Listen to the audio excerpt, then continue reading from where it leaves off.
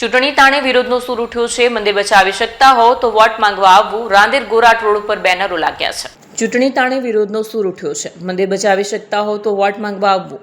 Rander Gorat road ઉપર બેનરો લાગ્યા છે। ગોરાટ બચાવો, ગોરાટ બચાવો, ગોરાટ હનુમાન મંદિરના બેનરો લાગ્યા છે। ગોરાટ હનુમાન મંદિર બચાવી શકતા હોય તેવા નેતાઓએ વોટ માંગવા આવવું। એક બાબરી તૂટી અને ગોરાટમાં બીજી ઊભી થઈ ગઈ, જવાબદાર કોણ?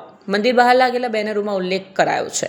મંદિર બાજુમાં આવેલી દિવાલને અડીને વિધર્મીઓની વસ્તી, હિન્દુ બહુમતી વિસ્તારમાં વિધર્મીઓની વસ્તી વધતા સ્થાનિક લોકોમાં રોષ ફેલાયો છે।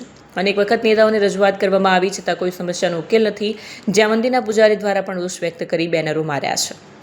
મારું નામ શિવલહેરી બાપુ ગોસ્વામી અને આ જે ગોરાટ હનુમાનજી મંદિર બતાય છે એમનો પૂજારી છું। આ તો બેનર લગાવ્યો એનું કારણ એ છે કે અમારો આ જે મંદિર છે એની એક્ઝેક્ટ બાજુમાં આ બતાય છે દિવાલ, આ દિવાલની અંદર વિધર્મીઓ રહેવા આવે તો અમારું મંદિર કેવી રીતના સુરક્ષિત રહે। એટલે અમે તો એક જ વાત, અમારી એક જ માંગ, અમારું મંદિર અને અમારો વિસ્તાર જે બચાવશે, જે અમારું કામ કરશે અને જે અમને ખાતરી આપશે કે આ મંદિરની બાજુમાં વિધર્મી રહેવા નહીં આવે, એ જ અમારો નેતા। બાકી અમારે કોઈ પક્ષ સાથે લેવા દેવા નથી।